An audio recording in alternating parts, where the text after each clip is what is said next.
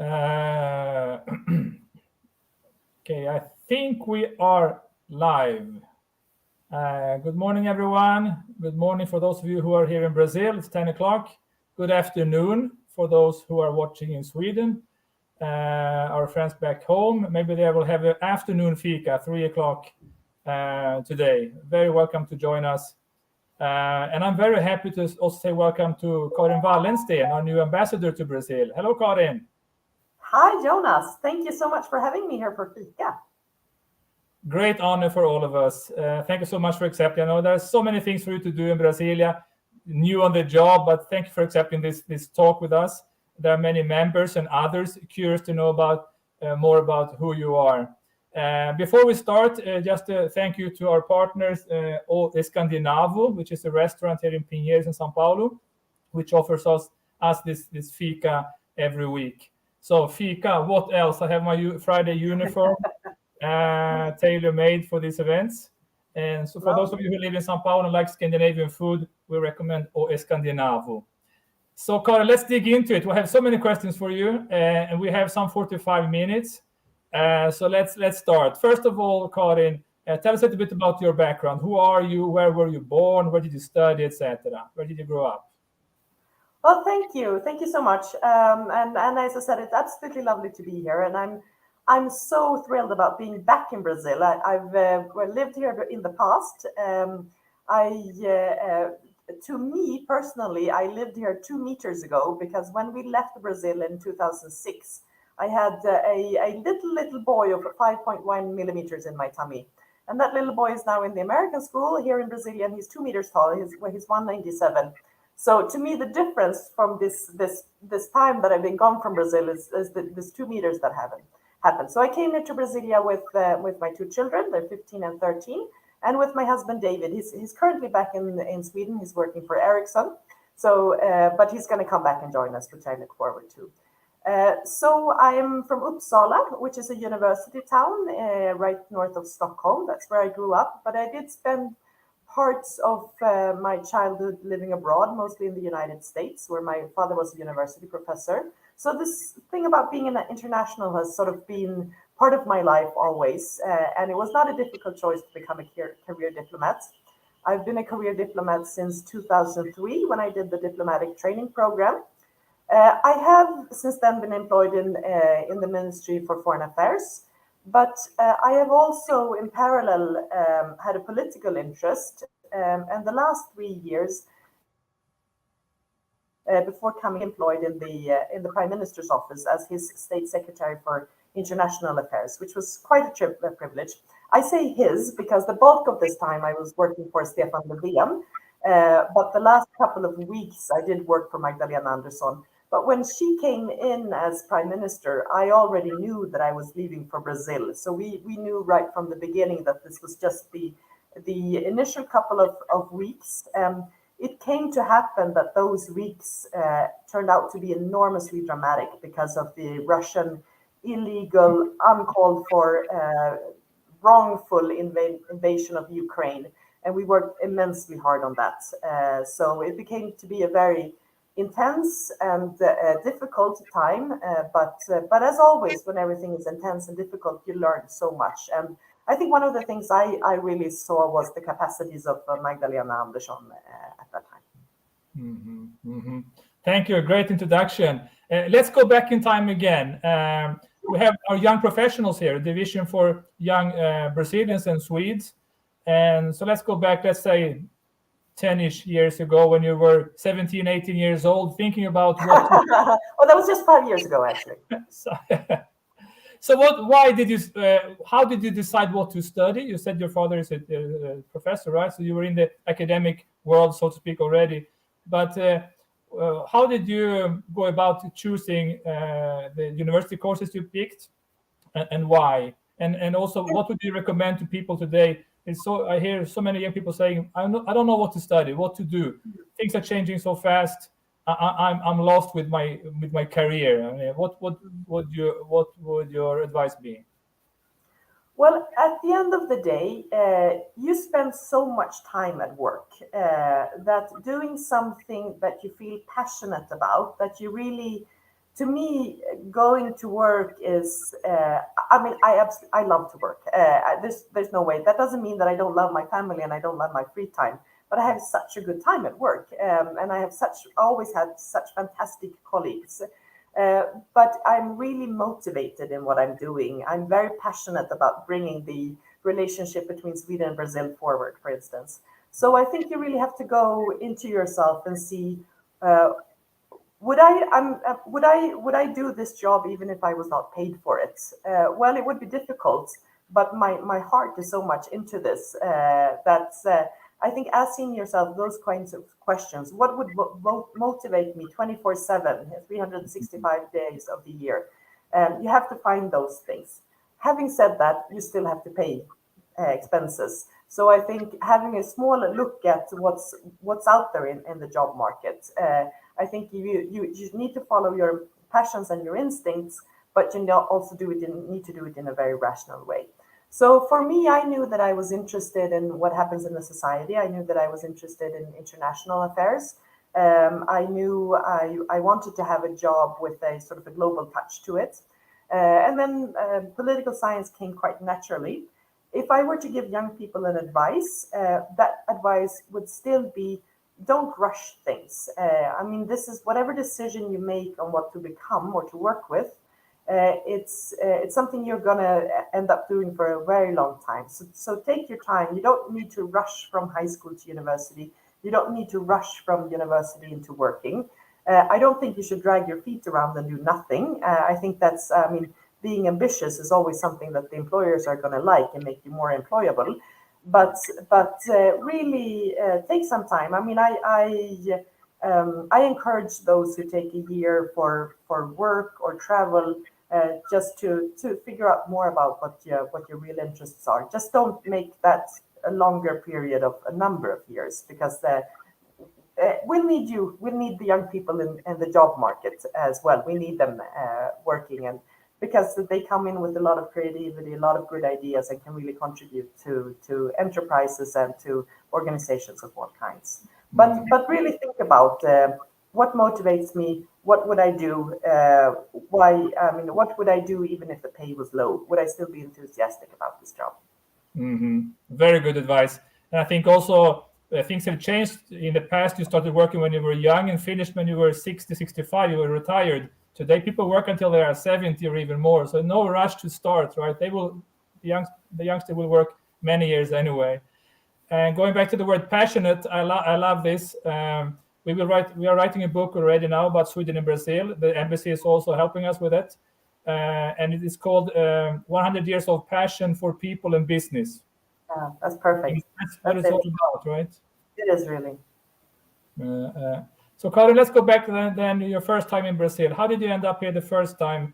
Was it your choice? You were sent out as your first mission, right? And how was it coming to Brazil in those days? And if you compare today, what has changed coming back? Well, it was a mix, actually. There are only a few posts which would be open to someone who's so junior as I was at the time. At the time, I did not speak Portuguese. I did have a bit of Spanish with me from high school. But looking at my experiences from what I had done in the past, I looked at what posts that were opening, but it was a combination of what was my interest and what was in the interest of the Ministry for Foreign Affairs. And somehow they decided that it was a good match between me and Brazil. And I personally am very happy about that choice having been made. So I showed interest, but it was a decision of the Ministry for Foreign Affairs. At the time, it was a much smaller embassy. My position today, the role that I had at the time, is divided, would say, at two people. So I think that also is a show of the increasing interest from Sweden in Brazil. The fact that we have expanded also what the embassy does and the embassy's work here, and that we need to be more people. And of course, it's not just what the embassy does. We have the support of the consulates around in Brazil. We have the support of Business Sweden. We have the support of you. And I'm very happy that we can work together in this Team Sweden concept that we do. No matter who we are sent out by or who we are representing, the interest is of working for the Team Sweden is larger than our individual efforts. So that has definitely changed. It's a bigger embassy. Today we have a defense attaché in the embassy. We had a defense attaché at the time as well, but he was placed in Sweden. Fantastic cooperation and very good to have a defense attaché. But I appreciate the fact that I know how Lars as a colleague here in the embassy, rather than Christer, who some of you might know. I think you know Christer Olsson. He's now with Saab. Yes. He was our defense attaché at the time, and we enjoyed so much working with him. And I think it was the right choice that he later came to be placed in Brasilia. We also have an innovation officer. We have an office of innovation and science here within the embassy. And I think that's also something that we did not have at the time, but it absolutely makes sense. There's so much happening in Brazil. There's so much in the dynamics of innovation, research, technology that's happening in Brazil. So it's good that we have a person specifically designated to work with those kinds of exchanges.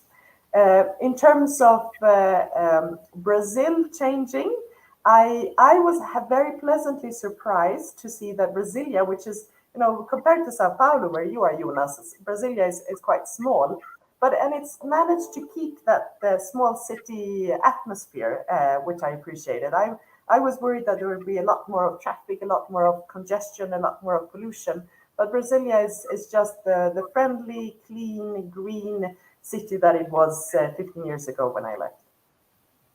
Very nice, very nice. And then you went back to Sweden for a short period, I think, before you came to Ethiopia. You worked for the Swedish embassy in Addis Ababa. Tell us about that experience, please. It was a very good experience. We have a really big embassy in Ethiopia, and that's because we have a lot of development cooperation to the Horn of Africa, to that part of Africa. And we also have a lot of immigrants in Sweden coming from Somalia. So we had a very, very big migration section. We have an ambassador to Mogadishu, but that person cannot be in Mogadishu for safety reasons. So some of these matters are dealt with either from the embassy in Kenya or the embassy in Addis Ababa, where I was. It was a good fun position.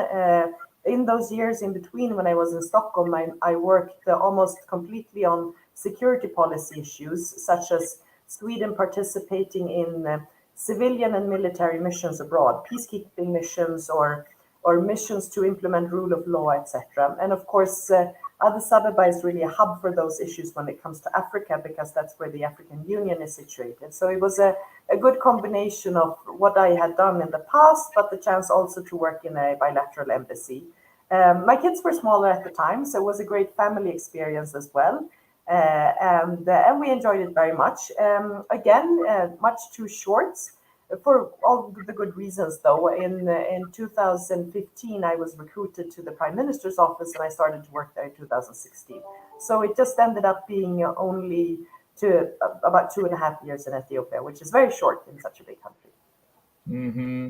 And what did you take with you from that period? I mean, on a personal level, it was such a good family experience to be living abroad.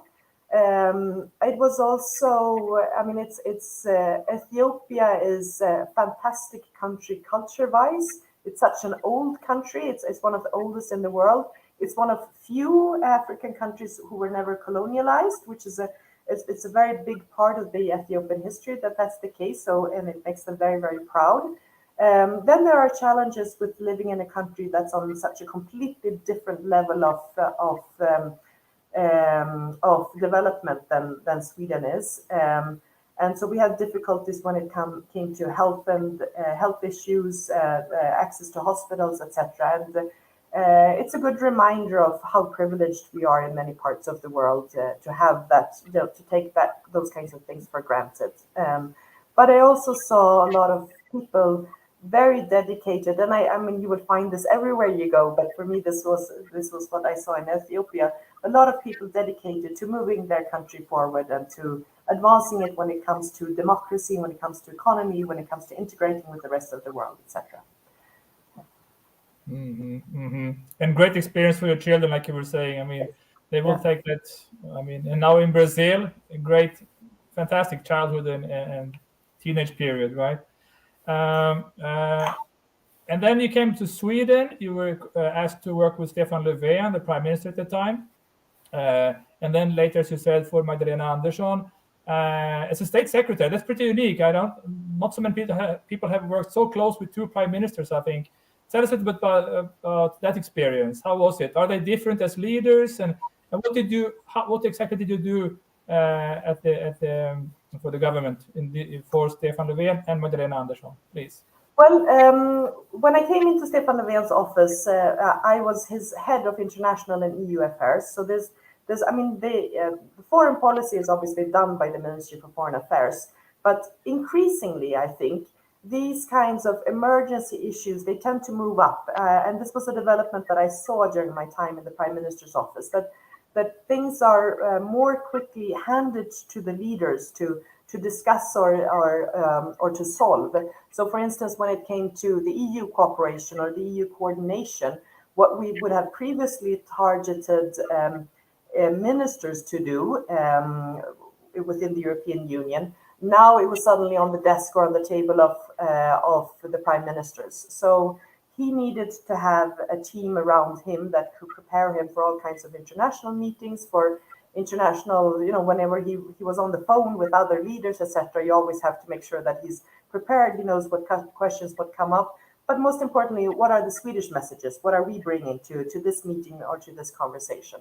So we were a very small and very dedicated team doing that.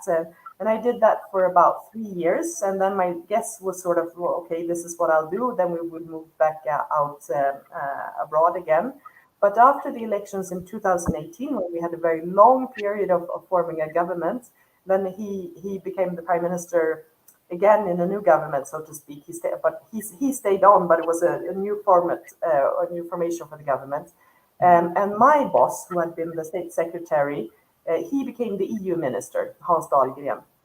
So I was then asked to replace Hans Dahlgren, which meant going from a civil servant position, because the head of international affairs is a civil servant position in the government office.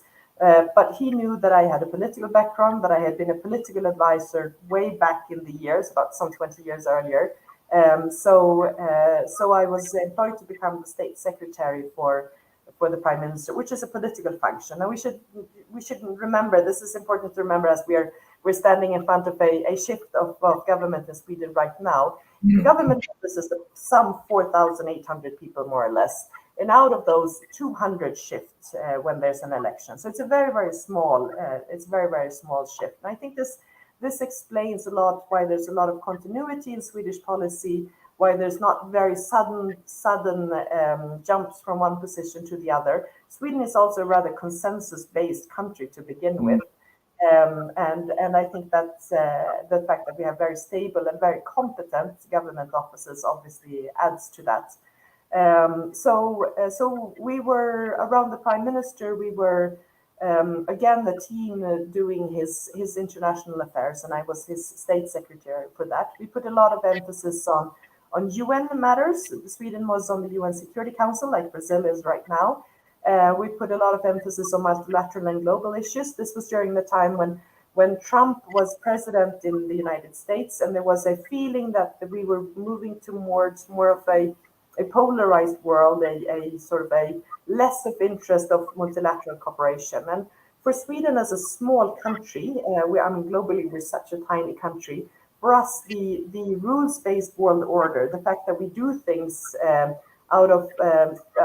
based on international regulations, particularly when it comes to trade issues, that's really important to Sweden. And this is regardless what government is in power in Sweden, these things are important to a small country, that we can count on the things that have been decided, that they remain in place. So these were the kinds of things that we emphasized multilaterally and that we cooperated with other countries. Having been about 1 year into my job as state secretary, globally we were struck by the COVID pandemic. So we had to completely rethink what we were doing, because we were used to traveling with the Prime Minister, receiving guests from abroad, participating in broad international meetings. And suddenly we had to do it all in a different way. It took us a little bit of time to readjust. But after that, and I think because Stefan Löfven was so up and running as Prime Minister, he had been Prime Minister already for 4 or 5 years at that time. We managed to adapt to much more of telephone calls, of these kinds of meetings like we are doing now. And it was just a new reality that we had to face. I missed it because traveling to these kinds of large international gatherings, it's really it really shows. It becomes a showcase of what the world can accomplish when we all work towards the same goal. And I think that was more evident when we finally came back to traveling. One of the first major meetings we did was the COP26 in Glasgow, which is a huge climate meeting. Brazil was very active as well in that meeting, and it really was a show to show that when leaders unite, we can move the agenda ahead. One of the other last things I did with the Prime Minister Stefan Löfven was in August 23rd in 2021.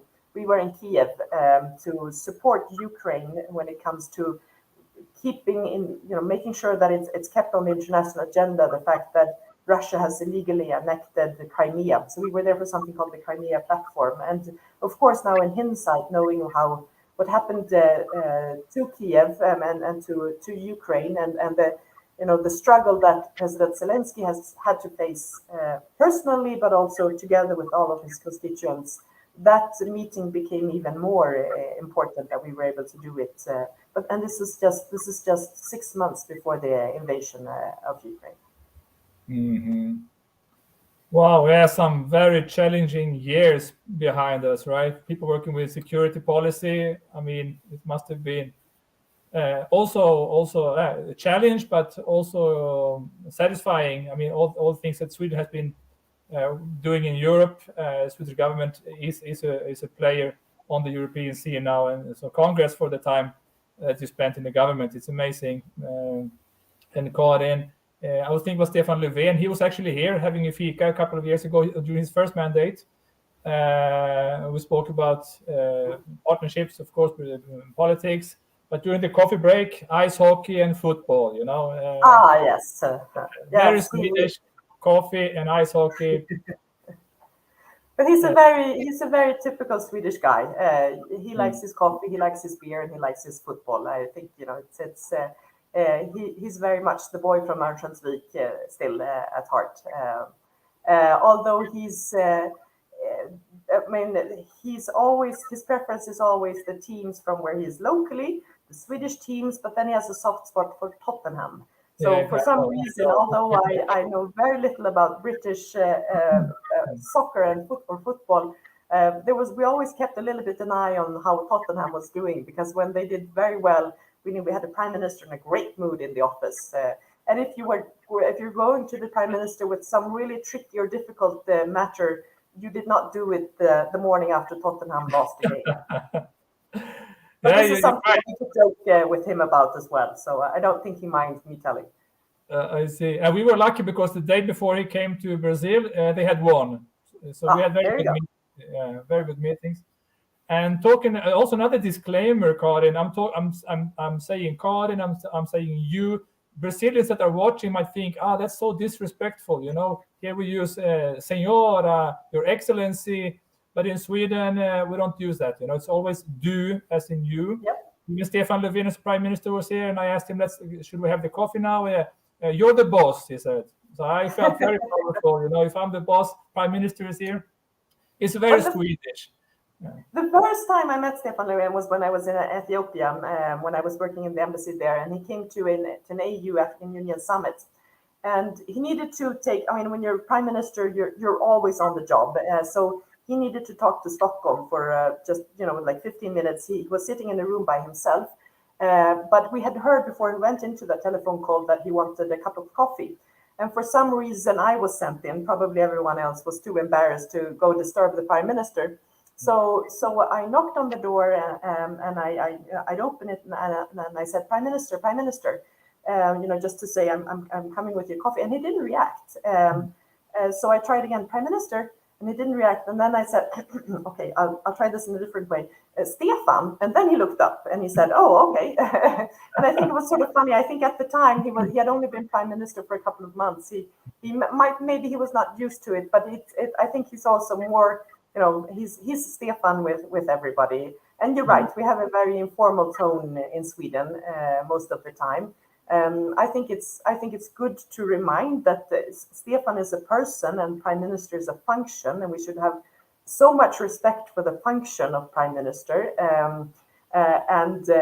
So often when I talked about him, I would refer to him as the Prime Minister. But he personally, and this is the same way for Magdalena Andersson, by the way, who's known as Magda to most of the people around her. Her function is as Prime Minister, and that function deserves all the respect, regardless who has it. But as a person, she's very easily accessible, and she's Magda to everybody. Mm-hmm. No, I like that. It's not about the title, right? It's about the person. We do respect authorities for what they do, and who they are, not because of the title.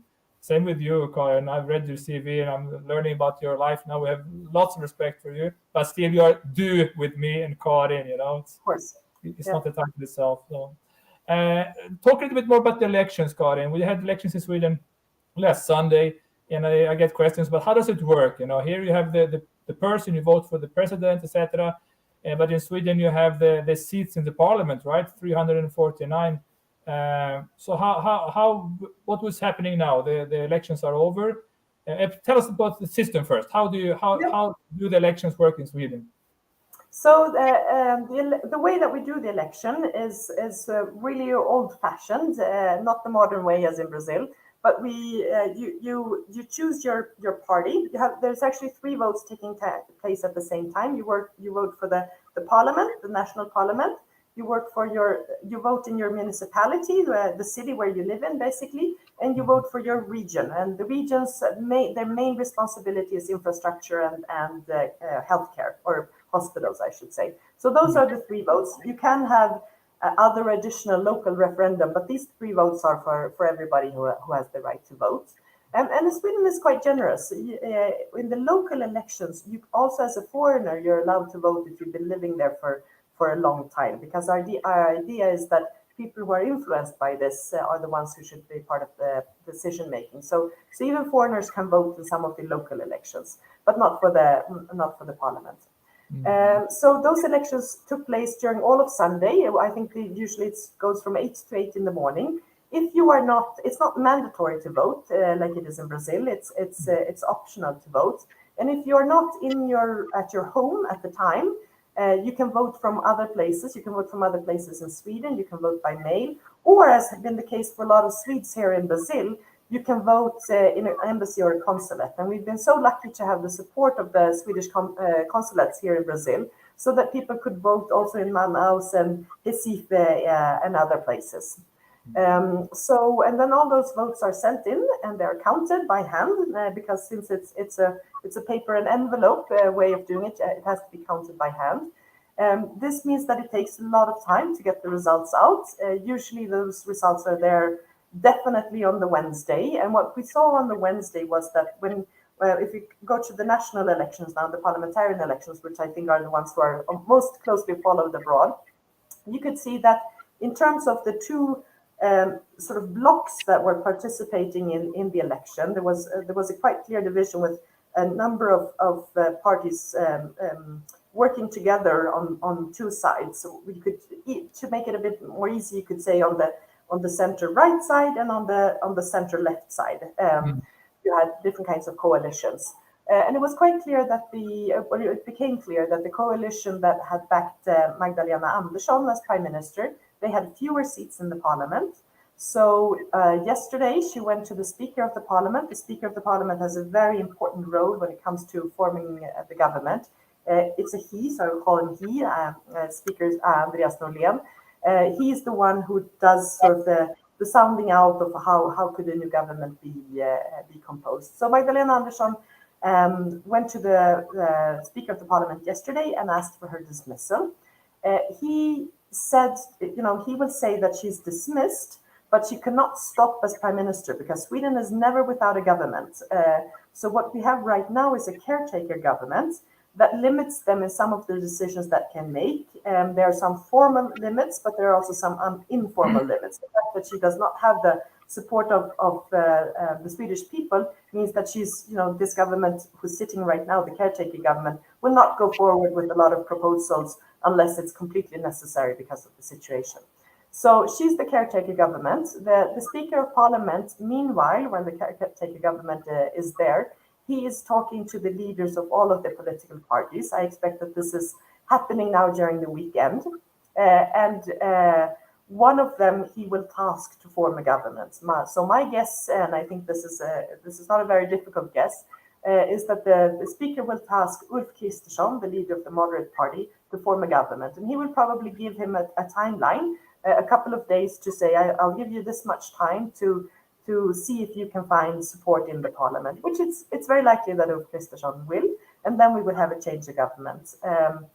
So the important dates here to keep in mind is on the 26th of September, Parliament comes back from summer and, in this case, election time recess.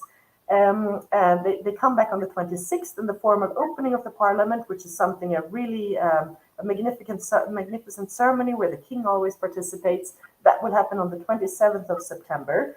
And traditionally, that's also when the new Prime Minister reads his government declaration and announces his, in this case, I'm saying his because we assume that it will be Ulf Kristersson. He reads out the list of who will be the participants in his government.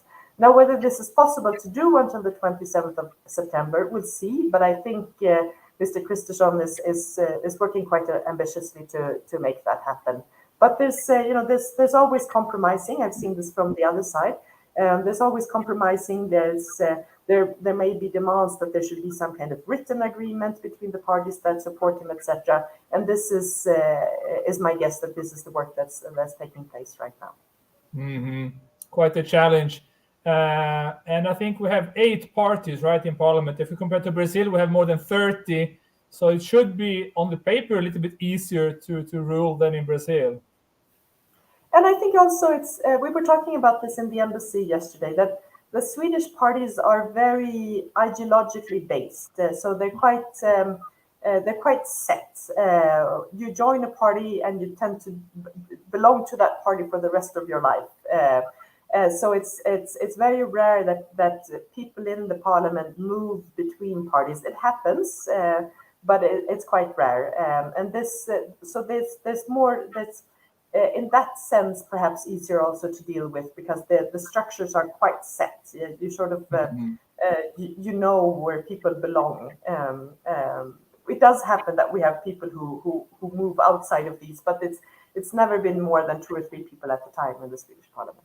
Mm-hmm. But now with the being so close between the 2 different sides, of course, that could be rather decisive.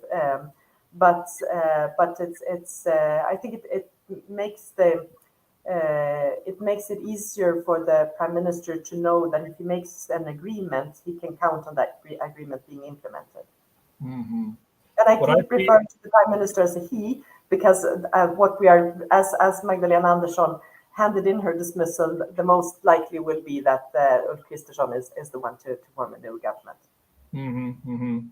Yeah, what I feel is it's very important to keep up the good dialogue and the respect for the other side, right? The other bloc. Also think about Brazil now with 50-50 situation. I mean, who wins should keep up the dialogue with the other part, right? I mean, almost half of the population did not vote for my bloc, so I have to listen to those too. It's my country, my population. Yeah. And I think any country becomes stronger when there's a strong opposition, because a government that's scrutinized by media and by civil society and by other political parties, they really have to make sure that they know the decisions they are taking. So I think it's a strength for every country to have a good, strong opposition, regardless what that opposition is, and it just makes for more well-grounded decisions. One thing that Magdalena Andersson was very clear about was that she wanted to make sure that there would be, now that she handed in her dismissal, that she wanted there to be a smooth transition to the next government. And again, that's of course important that you she said specifically, I will hand over my contacts to other international leaders to the new prime minister. And that kind of cooperation is of course always very helpful. We want to make sure that the Swedish population gets what they voted for, but also make sure that the Sweden remains strong on the global and international arena. And I think you will find that that Sweden will recognize Sweden when it comes to the international arena, regardless what government is in place. Yeah. Speaking of which, yesterday was the International Day for Democracy. I saw you on social media. You spoke about the importance of democracy. I mean, can we take it for granted? We live in democratic countries. Sweden, Brazil is democracies. Should we relax? I think it's quite clear that both of our countries have very strong democratic institutions. Our setups are a bit different. In Brazil, you have very strong courts. In Sweden, we have rather different kinds of agencies. We have the election authority, for instance, in Sweden. But the fact that we have strong institutions, that we have a parliament, or in the Brazilian case, a Congress that's a strong, has its powers and are strong in those. I think that is a good safeguard for democracy. But at the end of the day, it's really up to us, the citizens, to be the voice for democracy and to make sure democracy. If you look globally, to answer your question, is democracy in peril? Looking globally, there are more countries today that are less democratic than if we look a number of years back. So the trend has actually been going backwards. That the democracy has been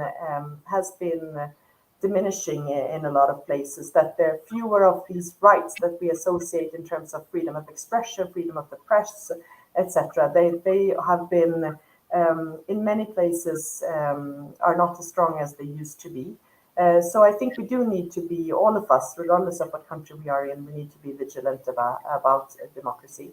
Sweden has been internationally, and this is mostly through our development cooperation, but also in other means. We had the so-called drive for democracy, where we want to stand up for democracy, and regardless of where we are. So the fact that I take a strong stand on democracy has less to do with the fact that I'm in Brazil and more to do with the fact that I'm a Swedish ambassador, because this is something that my colleagues are doing all over the world. I've seen on social media that my colleagues in all kinds of countries were all on some kind of scale of or spectrum of going from autocratic to democratic. We've all been encouraging people to think about the International Day of Democracy and making every day a day of democracy.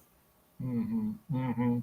Yeah, it's really a privilege going to vote, right? In Sweden, it's not mandatory, as you said, but people really go. You mentioned the consulate.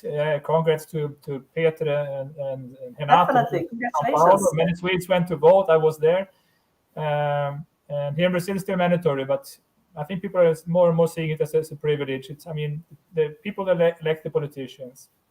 And we should really cherish that, right?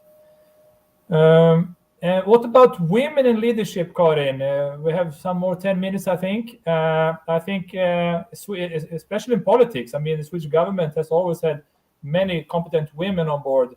How come that Sweden has accomplished so much for gender equality? Well, you could argue about that. Magdalena Andersson is our first woman prime minister ever, and she will probably only have served for some 10 months. But I think that's on the negative when it comes to Sweden and gender equality. I think we have I think one of the things that really stands out when it comes to Sweden is the responsibility that men take for gender equality. The fact that we are not talking about gender equality as a woman's issue, but it's something that both men and women, and perhaps more than anyone else, children stand to benefit from. The fact that both parents can take a responsibility when the children are small. It's good for the relationship between children and their fathers, that both of their parents can be present for.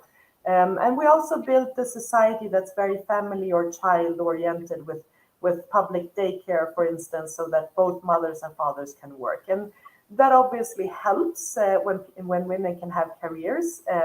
It helps for gender equality. There's also been a lot of targeted measures by the different governments over the years. We do often rank very high when it comes to gender equality, and I'm very proud about that. I think I have never really felt discriminated against as a woman. I think the Ministry for Foreign Affairs has been an excellent employer in looking at equal opportunities for both men and women. But I think there's always something that each of us can do in our everyday life to remember that globally looking, women are still the poorer part of the population, the more discriminated part of the population, and what can we all do to encourage that changes. Karin, we are live on Facebook, on LinkedIn, and on YouTube, and people are writing here about the NATO, Sweden joining NATO. Any comments on the status Sweden joining NATO, please? Well, I think it's very clear that the security situation in Europe changed dramatically on February 24th. I mean, there's really there's a before and there's an after February 24th. We knew that Russia had military capabilities. What we know now is also that Russia, particularly President Putin, he's prepared to use those military capabilities against the country which had, no reason whatsoever to have a fight with its neighbor. Ukraine was very peacefully orienting themselves towards the West, towards integrating in the democratic among its democratic neighbors, etc. And Russia brutally sought to stop that. Of course, us as a smaller country in the neighborhood, it made us nervous, and we had very intensive,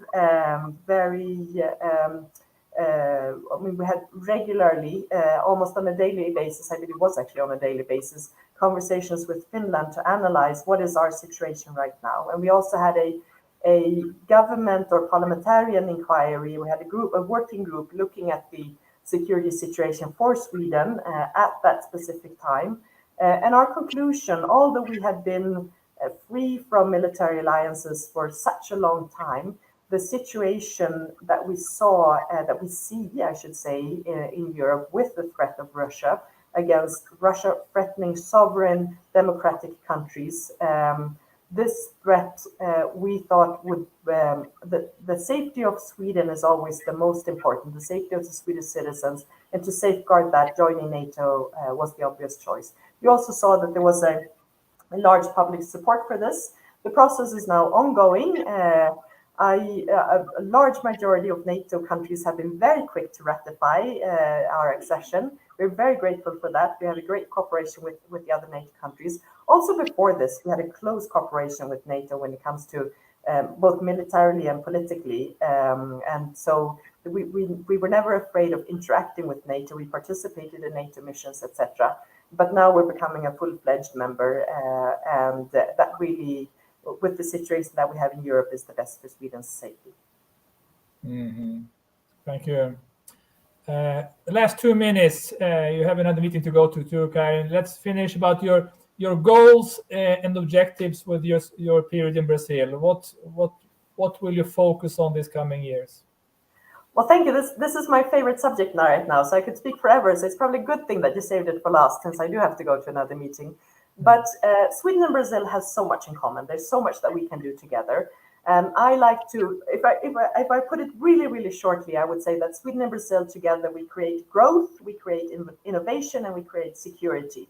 If you look at that, we have all the Swedish companies, some 200 companies are represented mostly in Sao Paulo, where you are, Jonas, but also in other parts of Brazil. They've been here for the long time. You know that the first telephone was installed by Ericsson in Dom Pedro II's palace in 1891. This says something about the continuity of Swedish companies here. So we have that to build on, a very strong interest by Swedish companies to be in Brazil. Increasingly also a very strong defense cooperation. This is where we build security together, of course, with the Gripen as a platform for that cooperation. But the exchange that have been between Saab and partners here in Brazil when it comes to exchanging knowledge, exchanging information about working, side by side, literally in the Gavião Peixoto and in other places to create Gripen as both of our countries have this fighter. But we also work together on the international arena with a lot of issues. So I like to say that Sweden and Brazil create secure together. Now, when it comes to innovation, this is something that I think specifically we should look at the sustainability sphere, because we are, with the climate change that is happening, we really need to do so much more for the green transition. And Swedish companies are really eager to be a part of that. And I had the privilege of being in Sao Paulo about 2 weeks ago, and I met with PSP, among others that I met with. And I could really see how Brazilian companies as well are looking to be part of being this dynamic process towards a green transition. So by being innovative, we can be more green, more sustainable. And Sweden has a lot of that technology, which Swedish companies could provide, but we also have it in terms of where we do research, the science that's oriented towards this. But it's also about how we build societies. How do we make sure that people want to be part of this transition to a more green, a more climate smart economy? Some people might fear that, maybe my job goes away if we do this kind of transition. And so how do we make sure that people are part of this process? And this is something where I think Sweden and Brazil can exchange a lot of experiences. So I'm really here to make sure that the good and strong relationship which we already have can go even deeper and become even more intense. And we're so far away from each other geographically, but I'm very set on not making the Atlantic Ocean a hinder in any way between the relationship of our countries. Perfect. Thank you. And also Sao Paulo is here for you, Karin, whenever. Our doors are open here, so let's continue the partnership. I look forward to that. And I always love visiting Sao Paulo. Sao Paulo is such a global metropole. It really has this big city atmosphere a pulse that I really like. So I enjoy visiting Sao Paulo. Very much vibrant. And I'm happy to hear that the embassy has grown since you were here last time, right? In terms of activities. We have more Swedish companies in Brazil than when you were here the first time. And I'm sure this is a tendency that will continue. So when you come back next time, the embassy will be even bigger. And we have more companies to work with. And Team Sweden is also bigger. So it's good to work with the flow, right, when it's positive. Thank you so much, Jonas. This has been such a fun 45 minutes for me. Thank you for inviting me. A real honor to be a guest on your show. And I look forward. I'm looking jealously here at your plate. So I look forward to sharing a cinnamon bun when I come to. Yes, lovely.